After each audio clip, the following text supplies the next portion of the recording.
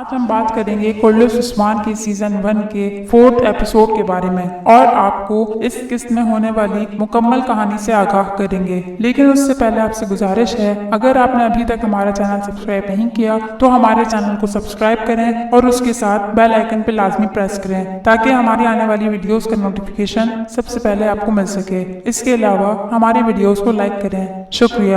تو جیسا کہ اس سے پہلے والی قسط میں آپ نے دیکھا تھا کہ کالانوس کے سپاہی آئگل خاتون کو پکڑ کے اپنے ساتھ لے جاتے ہیں۔ آج کی قسط کی شروعات پہ آپ دیکھیں گے زلجان تمام ترک قبائل کے سرداروں کے ساتھ اپنے جرگے میں مصروف ہے اور ان سے کہتا ہے، میرے معزز سرداروں، آپ سب یہ بات بخوبی جانتے ہیں جب سے ہم نے قسطنطنیہ کی سرزمینوں پر ہجرت کی ہے ہمارے تمام قبائل اور ہر ایک خیمہ مشکلات سے دوچار ہیں اور اس کے ساتھ ساتھ قافلوں پر ڈاکوؤں کے خوف کا الگ بوجھ طاری ہے۔ انہیں تمام صورتحال کو مد نظر رکھتے ہوئے ہم نے اپنے ہمسائے کولوچا حصار قلعے کے گورنر یورگوپولوس کے ساتھ ایک معاہدہ کیا ہے اور انشاءاللہ اس معاہدے سے ہم سب فتح یاب ہوں گے اور اس کے بعد ہم اپنی اشیاء سوگوت کے ساتھ ساتھ یعنی بازار میں بھی فروخت کر سکیں گے۔ یہ تمام باتیں سن کر ایک قبیلے کے سردار سامسا کو بہت غصہ آتا ہے، پھر وہ زلجان کے پوچھنے پر کہتا ہے، ارطغرل صاحب یہاں زمینوں کا حساب کتاب کرنے نہیں بلکہ کافروں کے دلوں پر نیزوں کی طرح لگنے آئے تھے، اسی لیے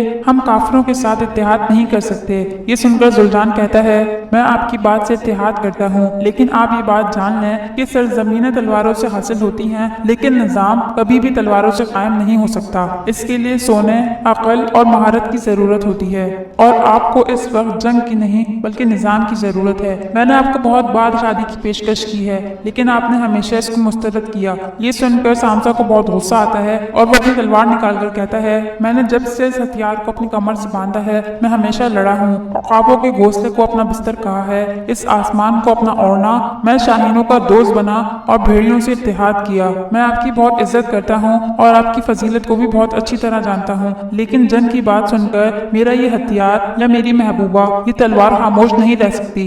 میں ہمیشہ سے اس کے ساتھ ہوں اور اسی کے ساتھ شادی کا وعدہ کیا ہے، میری شادی میری شہادت سے ہوگی۔ اسی دوران وہاں علیشار آ جاتا ہے اور زلجان علیشار کو خوش آمدید کرنے کے لیے جیسے ہی آگے بڑھتا ہے علیشار اسے روکتے ہوئے کہتا ہے، ہم نے آپ کی طرف سے کوئی اچھی خبر نہیں سنی، سانجاک کے سردار کو اطلاع دیے بغیر آپ نے گورنر سے معاہدہ کر لیا۔ کیا آپ یہ بات نہیں جانتے کہ ان سرزمینوں پہ میں سلطان کا سایہ ہوں؟ آخر یہ تمام قبائل اور ان تمام خیموں کو آپ نے یہاں کس طرح آباد کیا ہے؟ اس پہ گندوس کہتا ہے، جناب آپ فکر مت کریں، آپ کی عزت یا عظمت میں ہماری نگاہ میں کوئی کمی نہیں آئی ہے۔ اتنے میں وہاں بورچن چلاتی ہوئی آ جاتی ہے اور انہیں بتاتی ہے کالانوس کے سپاہی اندریاز نے آئگل خاتون کو اغوا کر لیا ہے اور وہ اسے اپنے ساتھ لے گیا اور مجھے چھوڑ دیا تاکہ میں آپ لوگوں کو آ کے اطلاع دے سکوں۔ اس پہ زلجان پوچھتا ہے، آخر اتنی جرأت کس کی ہو سکتی ہے اور انہوں نے یہ کام کیوں کیا ہے؟ پھر بورچن انہیں بتاتی ہے کہ عثمان نے گورنر یورگوپولوس کا قتل کر دیا ہے اور اب وہ قلعے میں چھپ کر بیٹھا ہے اور اس کو باہر نکالنے کے لیے وہ آئگل خاتون کو دانے کے طور پر استعمال کریں گے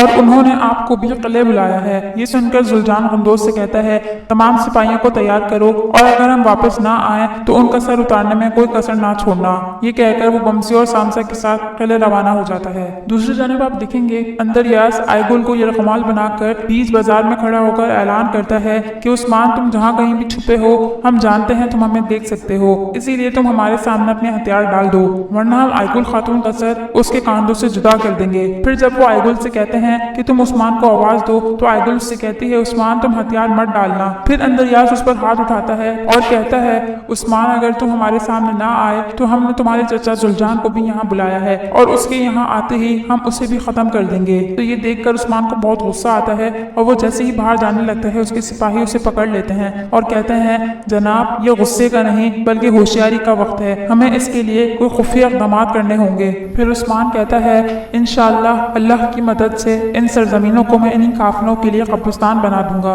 اس کے بعد وہ اپنے سپاہیوں کو منصوبہ بتاتا ہے۔ اسی دوران قلعے کے اندر آپ دیکھیں گے کہ صوفیہ گورنر کی جگہ پر بیٹھ کر کالانوس کو اپنا نائب مقرر کرتی ہے اور اپنے سپاہیوں سے کہتی ہے، ترکوں کے ساتھ کبھی نہ ختم ہونے والی جنگ کا آغاز ہو چکا ہے، اپنے قلعے کے حفاظتی اقدامات کو بڑھا دو، جب تک میں ان ترکوں سے اپنے شوہر کا انتقام نہ لے لوں مجھ پر سانس لینا بھی حرام ہے۔ इतने में जुलजान बमसी और सांसा के साथ अंदर दाखिल होता है और कालानूस से कहता है, तुम्हारी इस हरकत पे तुम्हें मुझसे कौन बचा सकता है? क्या तुम्हारी ये दीवारें या तुम्हारे लोहे के दरवाजे या इन दरवाजों के पीछे खड़े सिपाही? ये सुनकर कालानूस कहता है, आप मुझे मेरे ही किले में खड़े होकर धमकी दे रहे हैं। इस पर जुलजान कहता है, नहीं, मैं तुम्हें धमकी नहीं दे रहा, क्योंकि धमकी कमजोर की निशानी है। मैं तुम्हें सिर्फ बता रहा हूँ कि अगर मेरी बेटी के एक बाल को भी तकलीफ पहुंची तो मैं इस किले को आग लगा दूंगा। और जिस वक्त हम मुआहदा करने आए थे, अगर उस वक्त उस्मान हमारे साथ ना होता तो तुम्हारे गवर्नर का कत्ल उसी दिन हो चुका होता। इस पे सोफिया कहती है, अगर उस्मान बेकसूर है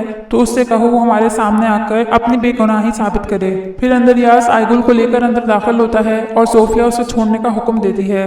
जुलजान के पूछने पर वो कहती है, बाबा मैं ठीक हूँ, इन लोगों में इतनी जरूरत नहीं कि ये मुझे छू सकें, और अगर इनमें इतनी जरूरत होती तो वो उस्मान पर इल्जाम लगाने के बजाय गवर्नर के कातलों को तलाश करते।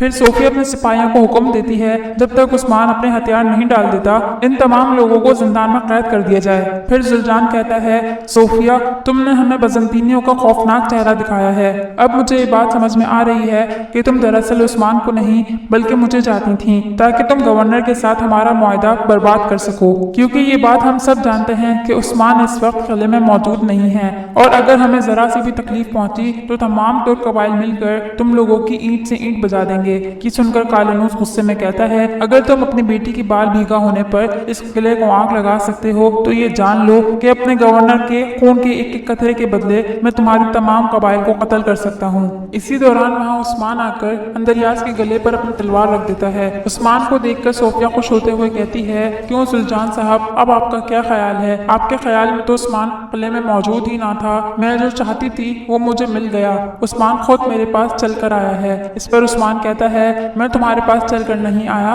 बल्कि तुम्हारी मौत तुम्हारे पास चल कर आई है। अब तुम इन लोगों को जाने दो, वरना मैं तुम समेत तुम्हारे तमाम सिपाहियों को खत्म कर दूंगा। इस पर सोफिया कहती है, तुमने पहले मेरे शौहर को मारा और फिर मेरे सिपाहियों का कत्ल किया, क्या इन सब चीजों से भी तुम्हारा दिल नहीं भरा? अगर तुम इसे छोड़ दो तो मैं अपना वादा पूरा करूंगी। ये सुनकर जुलजान कहता है, मैं अपने भतीजे उस्मान को लिए बगैर यहाँ से कहीं नहीं जाऊंगा। फिर सोफिया कहती है, उस्मान एक मुंसिफाना अदालत में जेर समात रहेगा, जिसमें आपके काजी और तुर्क कबाइल के सरदार भी शामिल होंगे। हम खून रेजी नहीं बल्कि हक और इंसाफ चाहते हैं।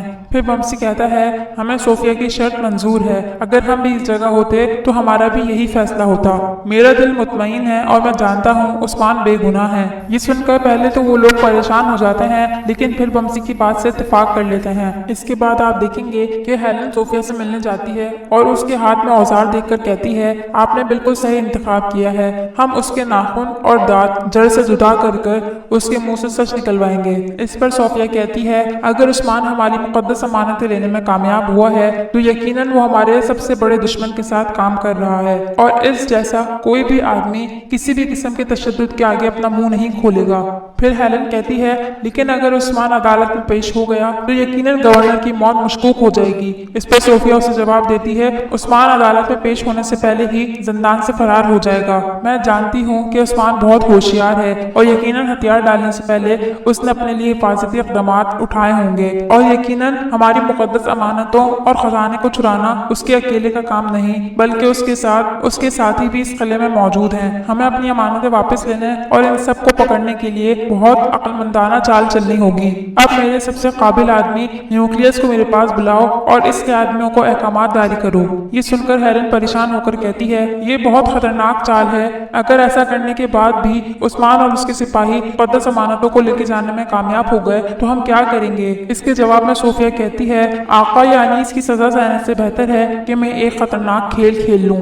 इसके बाद किले के किचन में आप देखेंगे कि उस्मान के दो सिपाही ड्रम लेकर किचन में दाखिल होते हैं, और जब वो ये देखते हैं कि सिपाही उस्मान के लिए खाना लेकर जिंदान जा रहे हैं तो वो उस खाने के अंदर एक छोटा सा हथियार डाल देते हैं। इसके बाद काय कबीले में आप देखेंगे जहरा जुलजान से कहती है, हुजूर आप अपनी जान को खतरे में डाल देते लेकिन उस्मान को वहाँ अकेला छोड़कर ना आते। इस पर जुलजान कहता है, एक औकाब को पिंजरे में बंद नहीं किया जाता, और ये बात हम सब बहुत अच्छी तरह जानते हैं। क्यों बमसी साहब? इस पर बमसी मुस्कुराते हुए हुए कहता है, सोफिया के कमरे में जाते वक्त एक सिपाही मुझसे टकराया था। उसने मेरे हाथ में एक कागज का टुकड़ा थमाया, जिसके जरिए मैं समझ गया कि उसने पहले से कोई मंसूबा तैयार कर रखा है। इसीलिए हमने सोफिया के सामने उसकी शर्त को कबूल किया। इसी दौरान जुल्दान का बेटा बहुत गुस्से में खैमे में दाखिल होता है और कहता है, इतनी सारी तकालीफ के बाद भी क्या हमें उस्मान का शुक्रगुजार होना चाहिए? इसने ना सिर्फ अपनी बल्कि आपकी, मेरी बहन की, मेरे बाबा की और सामसा साहब की जिंदगी को खतरे में डाला। अगर अदालत में इसका जुर्म साबित हो गया और उसने वाकई गवर्नर का कत्ल किया हो तो हम क्या करेंगे? क्या हमें उस्मान से इसका बदला नहीं लेना चाहिए? क्योंकि अगर उस्मान वाकई गवर्नर के कत्ल में मुलव्वस हुआ तो सल्जूक सल्तनत हमसे इसका हिसाब लेगी। ये सुनकर आइगुल बहुत गुस्से में बदर से कहती है, इसने हम सबकी जानों को खतरे में डालने के बजाय हम सबकी जानों की खातिर खुद को कुर्बान कर दिया और अपनी जान को खतरे में डाल दिया। क्या तुमने कबीले में इसके लिए कोई जगह छोड़ी है? ये सुनकर बदर गुस्से में उसकी तरफ बढ़ता है तो जुल्जान उसे रोक देता है और आइगुल वहां से चली जाती है। तो नाजरीन, आज की किस्सा का यही इख्तिताम होता है। उम्मीद करते हैं आपको हमारा एपिसोड अच्छा लगा होगा। तो मिलते हैं आपसे अपनी नेक्स्ट वीडियो में। जब तक के लिए अल्लाह हाफिज।